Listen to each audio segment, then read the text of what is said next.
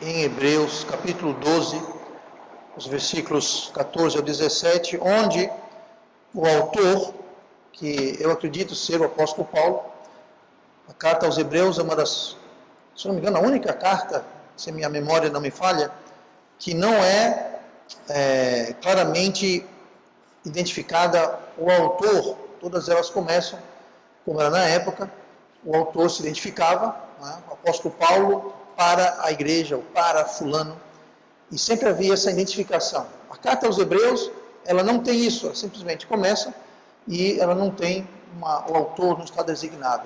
Entre linhas, você lendo, pode-se chegar, na minha opinião, que o autor for de fato o apóstolo Paulo, com uma série de coisas que não vem ao caso agora. Mas, para o efeito da mensagem de hoje, eu vou usar o autor de Hebreus como sendo o próprio apóstolo Paulo. E o que ele está dizendo aqui, está nos trazendo, Deus está nos trazendo através dessa carta, uma receita para duas coisas muito importantes em nossas vidas, tanto para a gente quanto para Deus. Fala sobre a nossa paz, que é muito importante para a gente, e fala sobre a nossa santificação, que é algo muito importante para Deus. A nossa santificação é importante não só apenas para a gente, mas Deus, porque Deus quer a nossa santificação. Então nós queremos paz, o que todo ser humano almeja, no frigir dos ovos, é paz.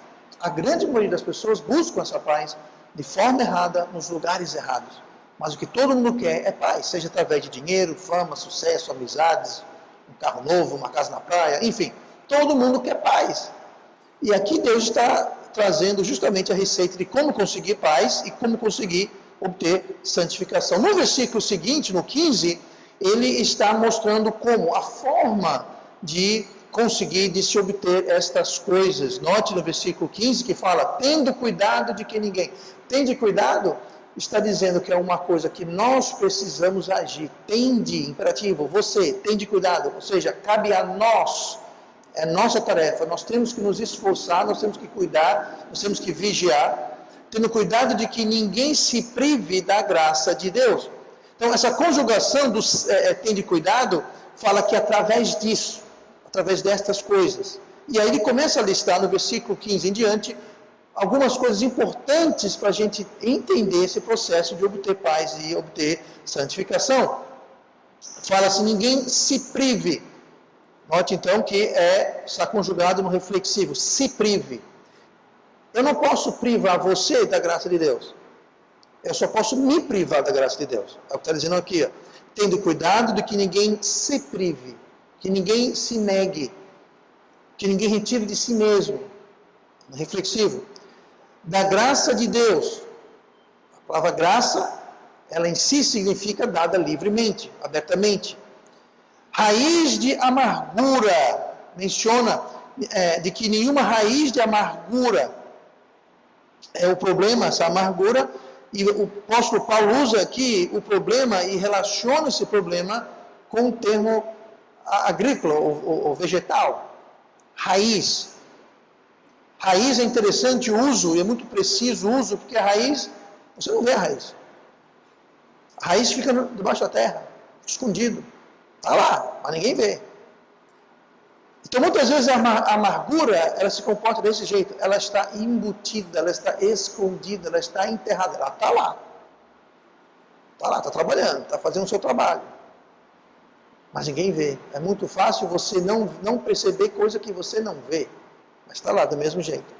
Aí fala então sobre brotando, de uma raiz de amargura brotando. O que uma raiz faz se deixada em paz? Ela vai brotar, ela vai crescer, ela vai começar a crescer um tronco, e aí você vai ver. Mas antes de você ver o broto, você vai ter a raiz. A raiz está lá muito antes de brotar alguma coisa. E aí traz o resultado, tendo cuidado de que ninguém se prive da graça de Deus e de que nenhuma raiz de amargura brotando vos perturbe. Vos perturbe. A perturbação é justamente o oposto da paz. Se temos paz de um lado, falta de paz é perturbação. Então a raiz da amargura vai brotar e vai tirar a nossa paz. E aí continua dizendo o resultado, e muitos se contaminam. Aqui está dizendo que a perturbação vai contaminar. Muitas pessoas. Tem uma raiz enterrada, ela vai brotar, vai crescer e vai contaminar tudo aquilo ao redor. Então hoje eu quero falar sobre o tema perpetuando a perturbação. Perpetuando a perturbação. Por que perpetuando? Você tem uma raiz, a raiz brota, o broto vai dar galhos, o galho vai dar folha, a folha vai dar fruto, dentro do fruto tem o quê? Semente, aquela semente vai cair ou vai ser comida, a semente então vai acabar entrando no solo mais uma vez, de uma forma ou de outra, e o processo se repete. Aquela semente vai começar a germinar, vai criar raiz, que vai brotar, que vai crescer, que vai ter galhos e folhas e frutos e mais sementes, que vão cair, que vão crescer, então você perpetua. Você dá um ciclo, você dá uma sobrevida à amargura, à perturbação. Então eu quero hoje falar sobre esse tema importante, sobre perpetuar a perturbação, ou melhor ainda, como não fazer, ter cuidado com isso. E dentro do versículo 15, como nós já vimos, isso é uma responsabilidade nossa, pessoal, de cada um de nós. Tende cuidado. Nós temos que ter cuidado quanto a isso. Porque haverá raízes de amargura que vão brotar, que vão trazer o fruto e vai nos tirar a nossa paz e vai contaminar aqueles ao nosso redor. No versículo 16, nós temos aqui dizendo um exemplo de como nós não devemos agir. E ninguém seja devasso ou profano como Esaú, que por uma refeição vendeu o seu direito de primogenitura. Então nós não devemos ser profanos, não deve haver devassidão, porque isso gera um exemplo que ele dá, mas devassidão, profanidade, gera e espalha e perpetua a perturbação. No versículo 17, nós temos então vendo que uma vez que esse processo ocorre, que tem a raiz que brota, que cresce, que dá fruto, que traz a paz e espalha, não adianta chorar leite derramado. Tem essa expressão em português? Depois que o cavalo correu, não adianta fechar a porteira. Olha o que fala no 17 que nós lemos. Porque bem sabeis que querendo ele, Esaú, ainda depois herdar a bênção, foi rejeitado, porque não achou lugar de arrependimento, ainda que com lágrimas o buscou. Esaú foi profano, Esaú foi devasso, não só ele perdeu a paz dele, ele trouxe, nós vamos ver, ele contaminou muitas pessoas, e depois ele chorando, se arrependeu com lágrimas, não adiantou nada, perdeu. Então nós temos que ter muito cuidado, que é exatamente o que a Bíblia fala, tende cuidado, temos que ter cuidado, temos que tomar conta disso, e para que o broto, a raiz, não cause mais perturbação do que é necessário. E coloque em jogo a nossa paz e a nossa santificação, trazendo contaminação para muitos. Para muitos. Eu quero ver hoje algumas áreas em nossas vidas que são muito propícias para a perpetuação, para a gente reciclar, para a gente dar uma sobrevida na perturbação que nós queremos evitar. Olhe comigo para Gênesis 26, nós vamos ver aqui o exemplo que é usado no texto, o exemplo de Esaú. Gênesis 26, nós vamos ver aqui como que Deus trouxe esse tema lá no livro de Hebreus. E é muito interessante notar que no livro de Hebreus, que nós lemos lá no capítulo 12, Gênesis 26, versículo 34. Qual foi o tema que vai ser o principal que nós vamos começar hoje? E Deus escolheu apresentar essa questão de amargura, de raiz, de perpetuar, de contaminação, de falta de paz, de quebra na santificação. Tudo isso, Deus optou de usar o pano de fundo do lar, da família, do casamento, pais, filhos. Muito interessante isso. Olha o que fala em Gênesis 26 e versículo 34. Ora, sendo Esaú da idade de 40 anos, tomou por mulher a Judite, filha de Beri, Eteu, e a Basemate, filha de Elon, Eteu. E estas foram para Isaque e Rebeca uma o quê? Amargura de espírito. Note que houve amargura de espírito. Por quê? Porque Esaú fez o que não deveria. Deus então escolhe a família, o lar, como o ponto de partida. A família, o lar, o casamento, foi a primeira instituição que Deus criou. Deus criou primeiramente a família, depois ele criou o governo cívico, humano, depois ele criou a igreja. 3 instituições que Deus criou. A primeira, o alicerce, o mais básico, é a família, é o lar. E não só é a primeira instituição, mas é a primeira instituição mais atacada. Família atacada por dentro, por fora, o diabo, o mundo, a carne, a sociedade, a cultura, todo mundo está correndo atrás de alguma forma, atacar ou enfraquecer a família. A família é uma fonte de amargura, é uma fonte da raiz de amargura. Então, Esaú permitiu a amargura entrar na vida dele,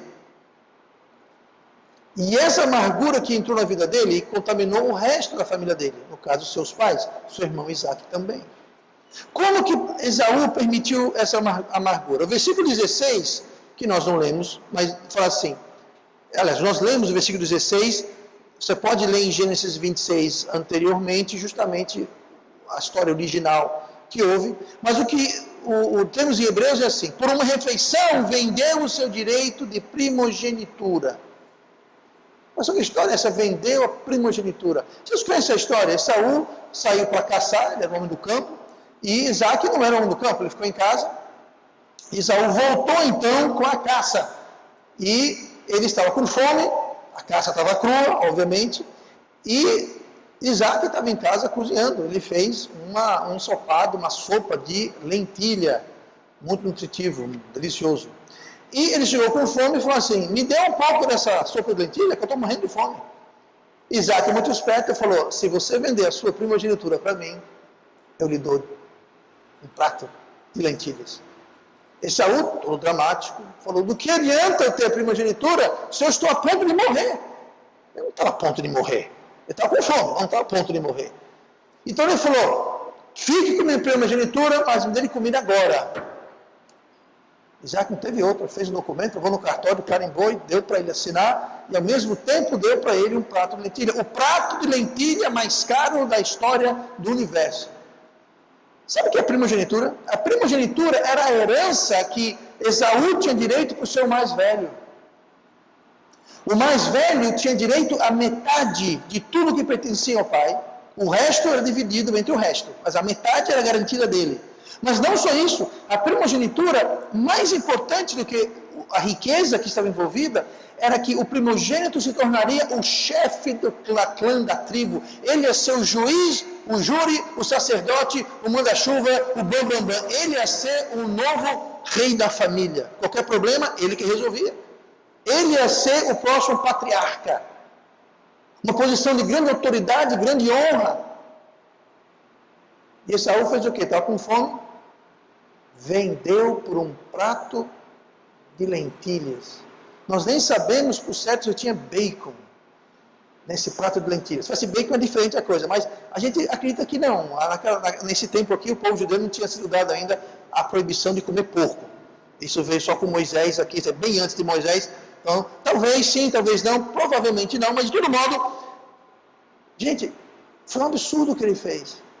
E depois ele percebeu a bobagem que ele fez. Depois, e nós lemos aqui no versículo seguinte, 16, que fala que ele com lágrimas, arrependido, buscou ainda, mas não foi, não teve o termo que usa, porque bem saber se querendo ele ainda, depois da bênção, foi rejeitado, porque não achou lugar de arrependimento, não havia mais manobra, não havia mais jeito, não tinha mais o que fazer, arrependeu, estava chorando, percebeu o erro, tarde demais, o estrago estava feito.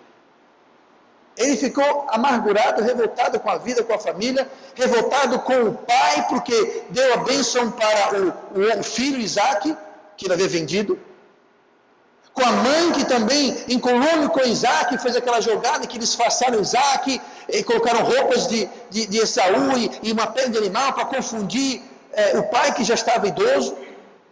Ele ficou amargurado com o irmão, com a mãe, com o pai, ele ficou um poço de amargura. Ali não era só a raiz já tinha brotado, crescido, já deu fruto.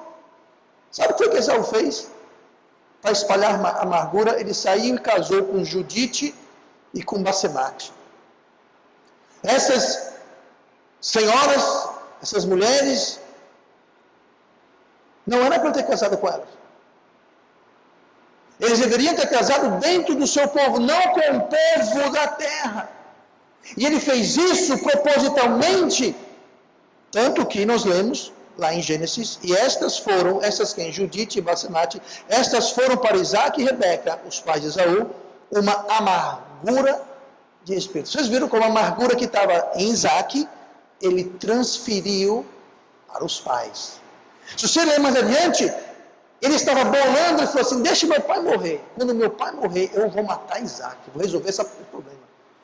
Ele pensa que vai ser o herdeiro, vai não, eu vou matar ele, vai voltar para mim. A mãe soube dessa história, ouviu essa conversa, chegou para Isaac e falou, Isaac, meu filho, fuja, corra, saia daqui, seu irmão vai te matar.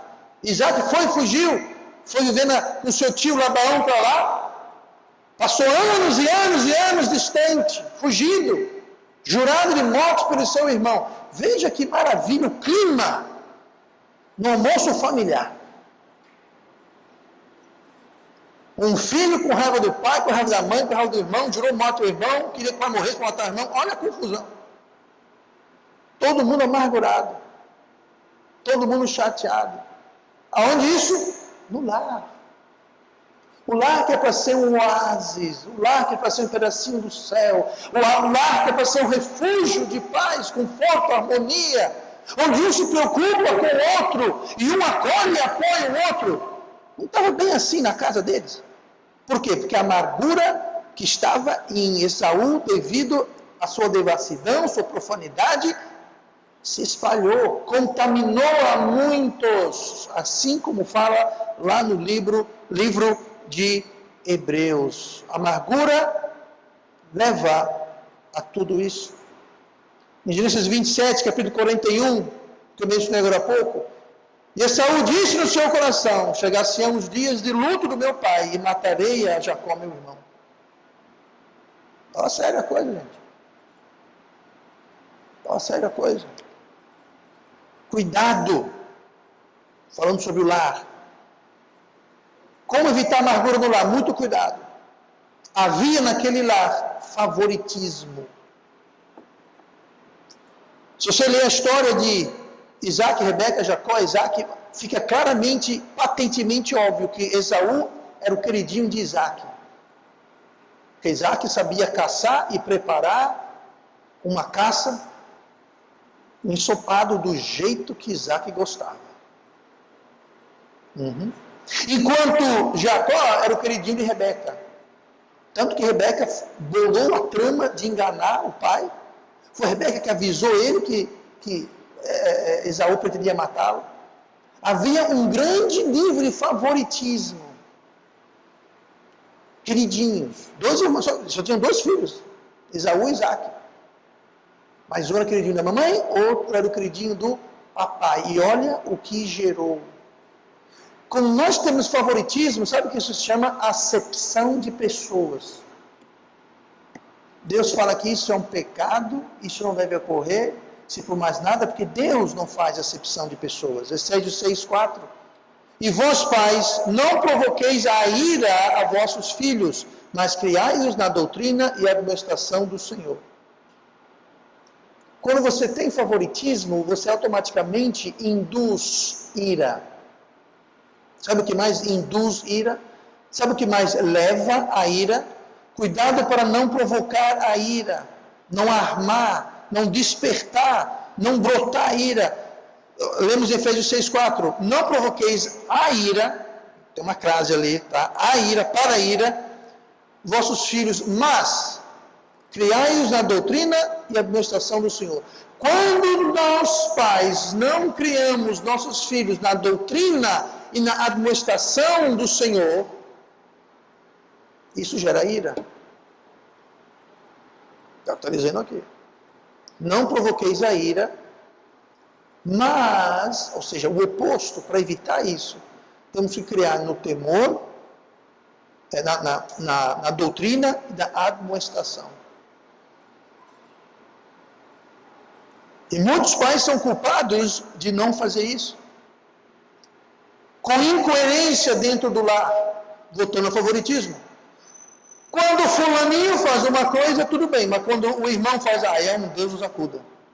Mas por que não Deus nos acusa para os dois? Sabe o que é isso? É favoritismo, é incoerência, é inconsistência. Por quê? Papai é mais rigoroso com o fulano e menos rigoroso com o ciclano. É inconsistência. Injustiça é outra coisa que provoca ira. Não tem coisa pior do que injustiça no lar. O lugar deve ser um refúgio, um oásis, não um lugar de injustiça, de ira, onde existem 2 pesos e 2 medidas. Inclusive, 2 pesos e 2 medidas no sentido, eu vou usar o termo júnior aqui, mas não é sobre o júnior, qualquer um júnior, júniors em geral. Júnior, você tem que ir para a igreja. Mas eu não. Papai vai ficar em casa, mas você vai para a igreja. Porque os filhos devem ir para a igreja e o pai não? Porque os filhos devem fazer alguma coisa que os pais não estão fazendo? Gente, os pais devem ser o exemplo. Liderar na frente, liderar por exemplo. Não, vocês vão para ficar em casa hoje. Por quê? Sabe o que é isso? É você incitar, tentar brotar, trazer à superfície a ira, a inconsistência, a injustiça. Cuidado não só para não provocar, brotar a ira nos nossos filhos, mas olha o que fala em Colossenses 3:21, falando sobre o lar. Colossenses 3:21, vós pais, não irriteis a vossos filhos, para que não percam o ânimo.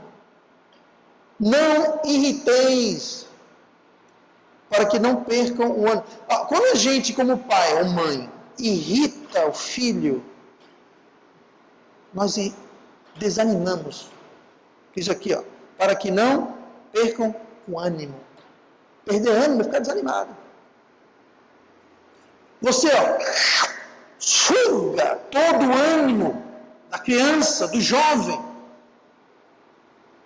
Porque você está irritando. Como que irrita? O mesmo motivo. Inconsistência, favoritismo, 2 pesos, 2 medidas, incoerência. Tudo isso desanima. Você coloca um furo no balde do seu filho. Como é que ele vai manter o balde cheio se está tudo cheio de buraco? Está todo furado. É difícil manter o ânimo. É difícil. Para que não perca o ânimo. Uma forma de irritar o filho é a disciplina errada. Como assim, pastor? Todo pai e mãe tem a responsabilidade, obrigação e prestará contas a Deus pela disciplina dos seus filhos. Primeira coisa, o que não é disciplina? Disciplina não é você descontar sua frustração, raiva ou decepção no seu filho. Isso não é disciplina. Se você está com raiva e exaltado, vai dar uma volta no quarteirão, vai tomar um chá de camomila, vai tomar um suco. Saca? Primeira coisa, não se disciplina quando você está exaltado, nervoso, com raiva. Mas pastor, você não sabe o que aquele pirralho fez. Não interessa. Está bravo? Não disciplina. Se acalme. Mas se você estiver cheio do fruto do Espírito, você vai ter calma e autocontrole. Está aí um macetezinho para você não perder, não ficar desestribichado todo. O fruto do Espírito. Mas quando uma criança comete um erro, o pai faz vista grossa, ou a mãe. Comete o mesmo erro, ninguém fala nada. Comete o mesmo erro, ninguém fala nada. Ninguém fala nada. Aí na 15ª vez, agora eu vou te pegar. Ué, e por que não pegou nas outras 30 vezes? Sabe o que é isso? Inconsistência. Vou dar uma dica para pais e futuros pais. Não existe momento oportuno para disciplinar o seu filho. Não existe. Você sempre estará fazendo alguma coisa, você vai ter que parar o que está fazendo, vai ter que ir até lá, pegar a criança, conversar com a criança, aplicar a disciplina, falar com a criança, orar com a criança, para botar tudo de volta. Nunca tem momento oportuno. É muito tentador se fazer assim, Fingir que não viu. Ou senão ignora. Sabe o que é isso? É irritar, é provocar o seu filho.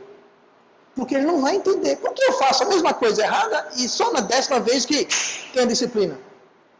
Outra coisa, disciplina tem um lugar certo para ser dado. É nessa área aqui, ó. Também conhecido como nádegas.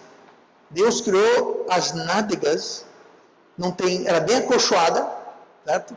Não vai quebrar nada, não vai ferir, não vai, não tem osso, não tem órgão que diferente de você bater na cabeça, na barriga, nas costas da criança. Isso não é disciplina, isso é abuso, é crime, é pecado e é proibido, tanto por Deus como a lei dos homens. Tá? Não é lugar. Tem essa mão aqui, linda, né? Pois é, está cheio de tendão, osso separado por uma pequena camada de pele fina, gente. Não é lugar para criança, gente. Está cheio de nervo. As costas, cabeça. Tem lugar e tem uma forma certa de disciplina. E quando nós fazemos de forma errada, a Bíblia fala sobre usar a vara de disciplina. Por que a Bíblia fala isso? Porque Deus sabe o que é melhor, gente. Essas mãos aqui nunca, eu espero que a Michelle concorde comigo, essas mãos aqui nunca foram usadas diretamente para disciplinar nem a Michelle e nem a Gabriela. Era sempre com uma vara. Sabe por quê? Porque a mão é para fazer carinho. A mão é para apoiar, é para levantar quando cai. Eu não quero nunca. Uma filha minha, quando eu estender minha mão, acontece. Quando a gente, como pais, usa a mão para disciplinar, quando você levanta a mão, o quê? Vem tapa ou vem carinho? Vem apoio ou vem uma lapada? E sabe o que acontece? A criança aprende. Sabe como você e eu ensinamos crianças, especialmente as pequenininhas, através de exemplo? Papai e mamãe estão usando a mão para disciplinar. Veja isso. Papai e mamãe estão bravos. Estou misturando as coisas aqui. Quando o papai e a mamãe estão bravos, eles usam a mão para disciplinar a mim. Quando eu estou bravo, o que eu posso fazer com a minha mão? Bater. No amiguinho, no coleguinha, no próprio pai, na própria mãe. Por quê? Eu aprendi com o papai e mamãe. A Bíblia fala, use uma vara. E 2, uma vara, já pensou? O Júnior, não esse Júnior é um santo, mas o Júniorzinho faz quebra o vaso da titia lá, que você ganhou da sua tatratia. Se você tem que, onde é que tem aquela vara mesmo? Você já vai ter um tempo de procurar, lembrar, buscar a vara. E não imediatamente partir com a mão para cima da criança. Por isso que a Bíblia falou, usa uma vara. A vara da disciplina. Não adianta nem pegar uma tábua. Também não é assim. Vai pegar também um galho de 3 metros. Mas vara, gente. Por que, pastor? Porque a Bíblia fala. Me mostre um exemplo na Bíblia onde fala que a gente não deve usar uma vara para disciplinar a criança. Pois é. Temos que ter cuidado para não irritar, desanimar, provocar nossos filhos a ira. E tem mais, disciplinar. Veja bem, disciplina dos pais de forma errada, com injustiça, não passa de bullying. Por quê? Papai e mamãe, Júnior. Quando não há justiça, quando é feito de forma errada, é bullying. É alguém mais forte dando alguém mais fraco. Por quê? Porque eu posso. Isso é uma descrição de bullying, gente. É uma forma de bullying. Então tem que haver. Por outro lado, muitos pais erram. Bom, para não arriscar, eu não vou nunca disciplinar os meus filhos, não vou usar vara, não vou dizer não, não vou fazer nada. Afinal, meu filho é um anjo, é um santo, nunca fez nada de errado. Então, pais, se você sinceramente acha que o seu filho ou sua filha não faz nada de errado, o seu conceito de errado está errado. Começa por aí. Não existe criança que não precise de disciplina. Está na Bíblia. A estultícia está no coração da criança, mas a vara de disciplina afugentará dela. Está lá, não é o seu filho, é o meu, o seu, todos nós. O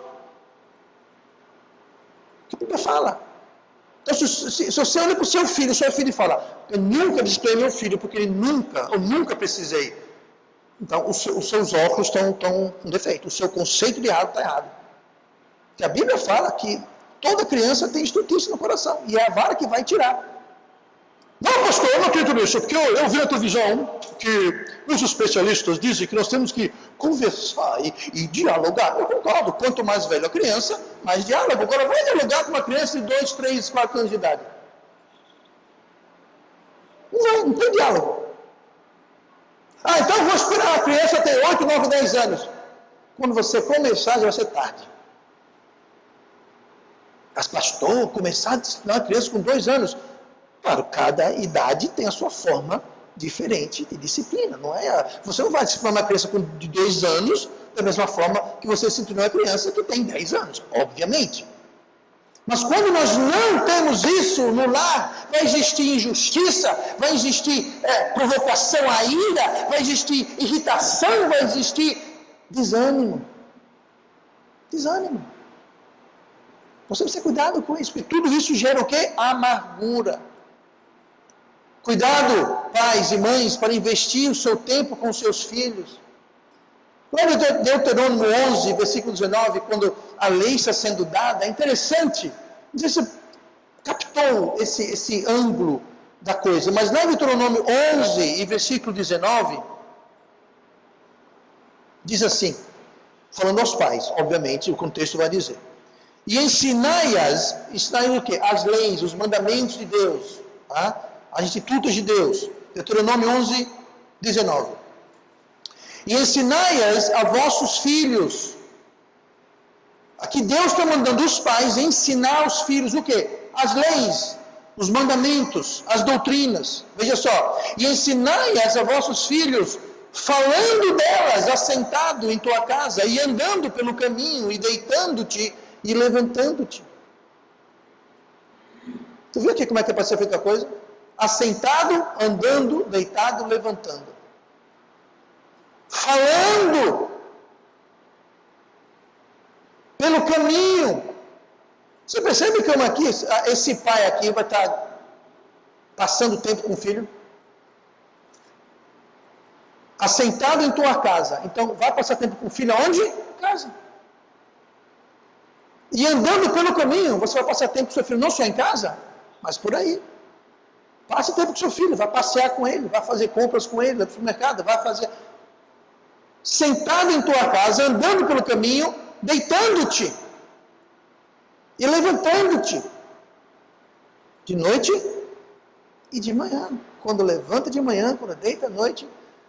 Aqui você vê como é importante os pais passarem tempo com os seus filhos.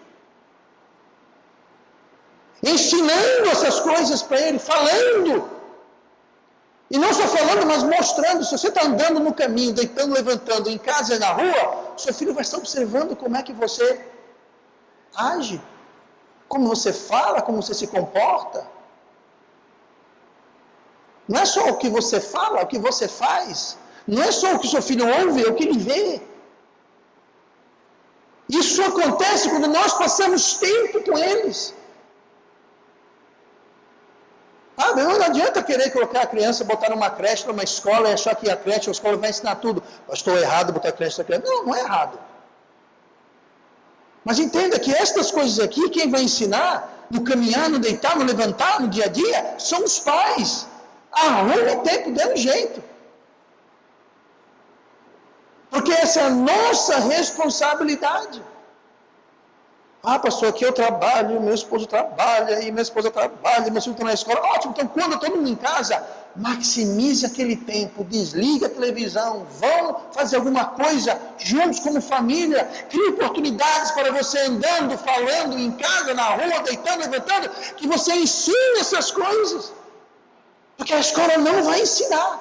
A escola vai ensinar que Deus não existe, a escola vai ensinar que o pecado pode ser, a escola vai ensinar muito besteira, que se os pais não ensinarem essas coisas, ninguém mais vai ensinar. Não, pastor, mas nós vamos para a igreja. Gente, vocês vêm para a igreja, vocês passam algumas poucas horas por semana. Como é que a igreja pode influenciar o seu filho 2, 3, 4 horas por semana e ela passa dezenas de horas na escola aprendendo um monte de besteira? A responsabilidade, a igreja está aqui para ajudar, a responsabilidade é dos pais. Está dizendo aqui, então invista tempo. Sabe uma coisa, vai chegar o dia que você não vai mais ter a oportunidade, o privilégio e a oportunidade de fazer isso, de andar pelo caminho, de falar com ela ao deitar, ao levantar, ao sentar em casa. Sabe por quê? Porque elas vão e casam. Chega um dia que elas saem de casa.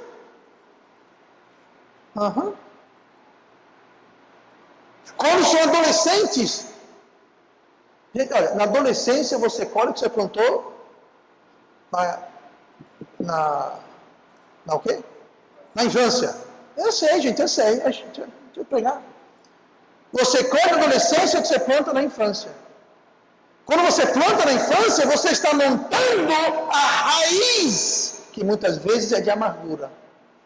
Aí quando chega a adolescência, gente, adolescente tem fama de ser o quê? Amargurado, chato, emborrecido, com raiva, todo mundo revoltado. Sabe o que é isso? Amargura, por quê? Muitas vezes é porque está colhendo a tua raiz. Ah, você não vê, olha, mas o Júnior é tão bonitinho, o Júnior é tão fofinho. Chega aos 15 anos, acaba tudo. Tá lá, a raiz de amargura está lá. E se você não cuidou, se você não fez a sua parte, pai, mãe, aquilo vai brotar e vai contaminar muitos, inclusive você, papai e mamãe. Por isso que Deus começa aqui a questão da amargura, dando um exemplo de onde? Do lar. O que aconteceu no lar, nada menos do que o lar de quem? De Isaac, de Jacó, de Rebeca, de Esaú. Gente, isso acontece lá, acontece cá. Não tenha dúvida alguma disso. Não se apresse, ou não apresse a eles. Às vezes, quando a criança é pequenininha, os pais não têm tempo, Aí depois, quando a criança cresce, aí a criança, o jovem não tem mais tempo, não quer saber dos pais.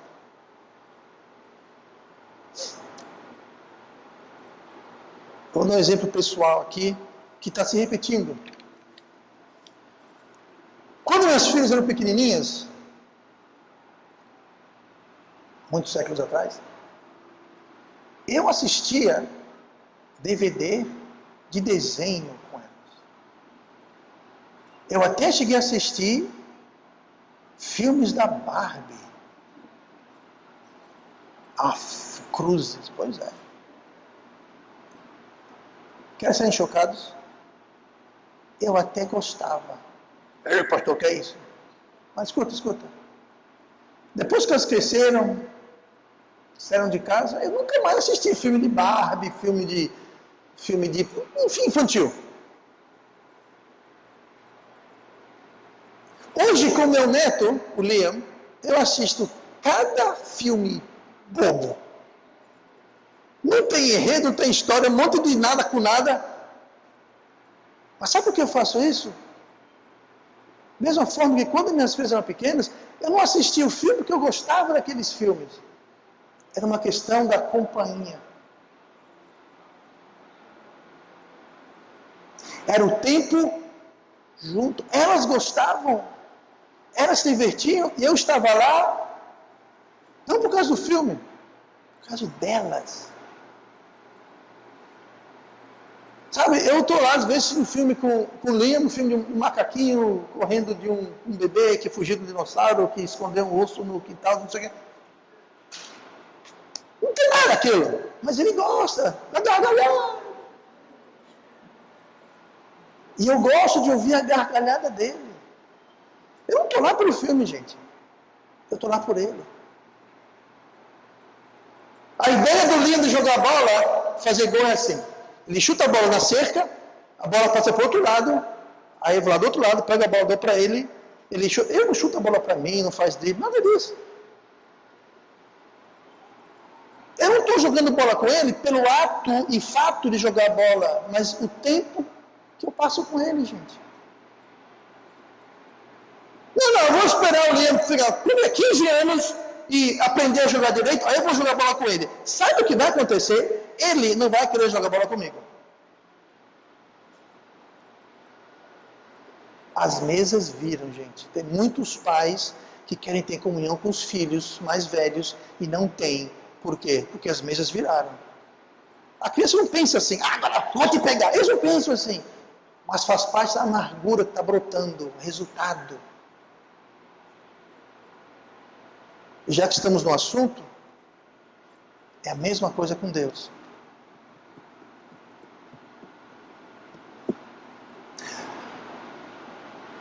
Pastor, é que aqui no culto, sabe, eu não gosto da sua voz. Então você tem que ver um médico de ouvido, porque a minha voz é linda. Ela é acalmante. Puta. Sabe o que, pastor? Que eu não gosto da música aqui na igreja.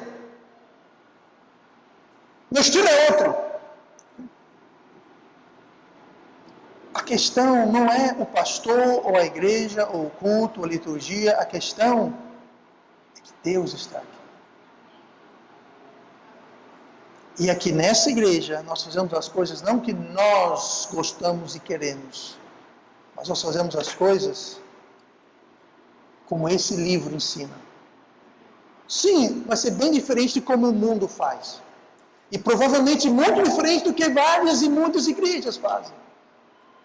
Mas nós aqui queremos agradar primeiramente, acima de tudo, Deus. A Bíblia fala, buscai ao Senhor enquanto se pode achar. Brinque com seus filhos enquanto eles querem. Tenha comunhão com seus filhos enquanto eles querem.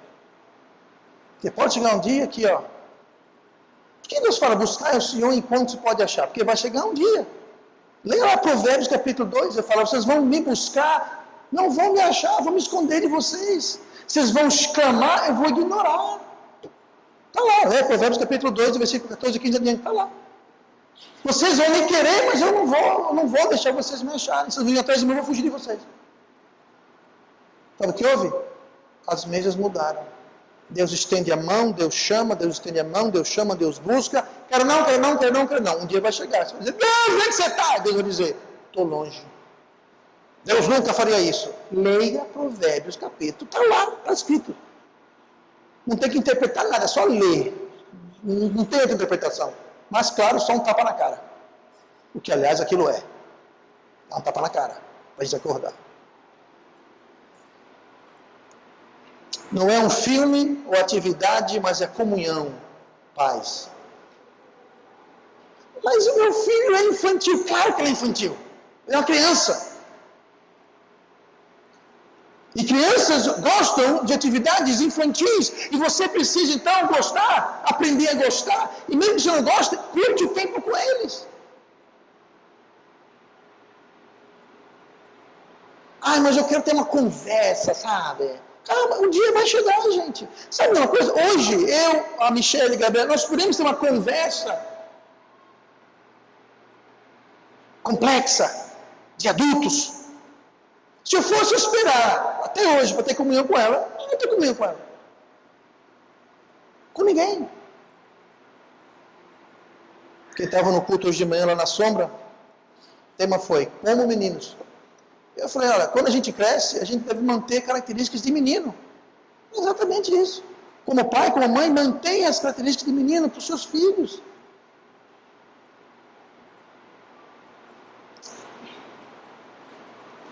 Provérbios 19, 18. Castiga o teu filho enquanto há esperança, mas não deixes que o teu ânimo se exalte até o matar. Veja bem. Castiga o teu filho enquanto há esperança. Por quê?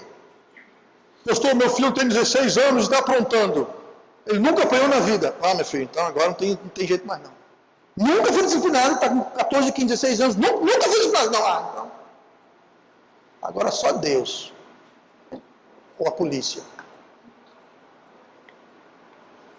Castigue o seu filho enquanto há esperança. Por quê? Porque vai chegar um dia que não tem mais esperança, não tem mais o que fazer, gente. Mas não deixes que o teu ânimo se exalte. Isso é para você, pai, você, mãe. Não se exalte a ponto de matar. Está dizendo aqui. Dando um aviso. Provérbios 29:17. Castigue o teu filho e te dará descanso. Oh, coisa boa. Ou seja, quem não castiga, quem não disciplina, não tem descanso. Não tem o quê? Paz. Lembra que a gente falou sobre paz e perturbação? Pois é. Castigue teu filho e te dará descanso, e dará delícias à tua alma.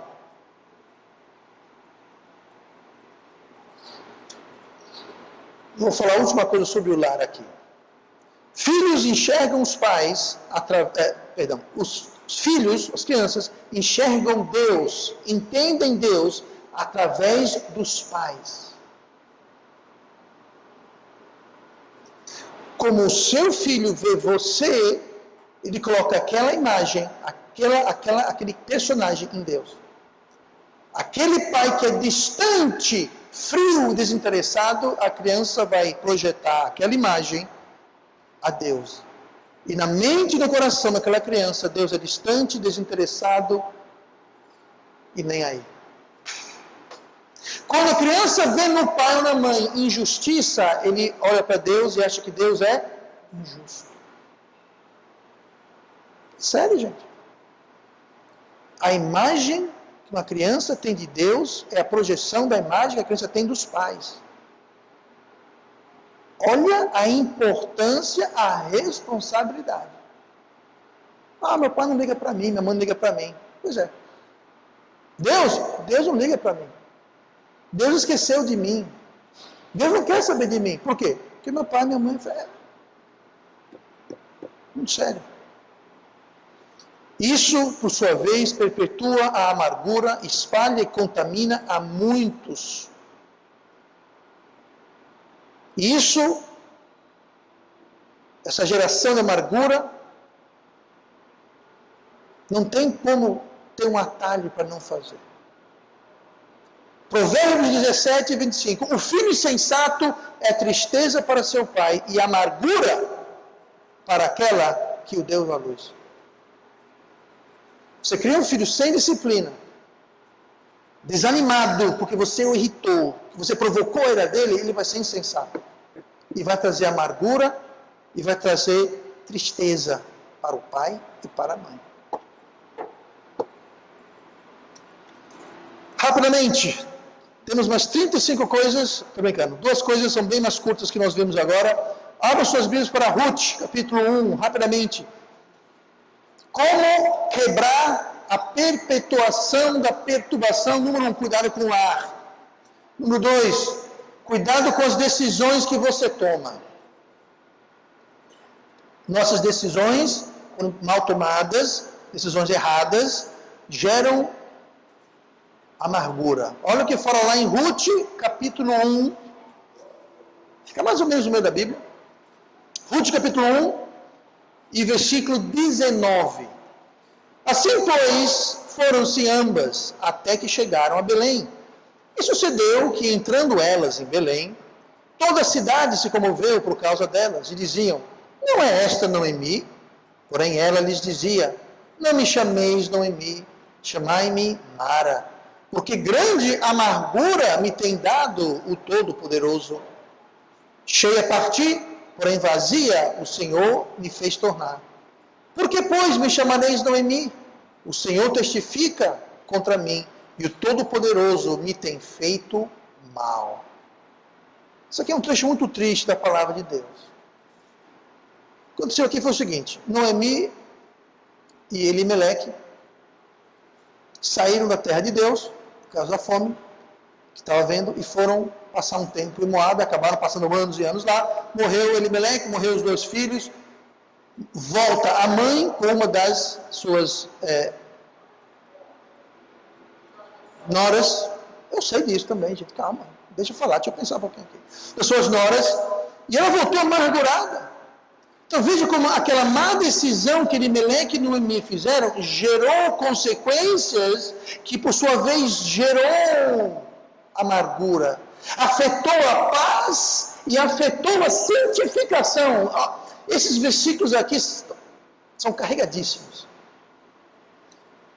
A amargura levou Noemi a culpar Deus pela decisão que ela tomou.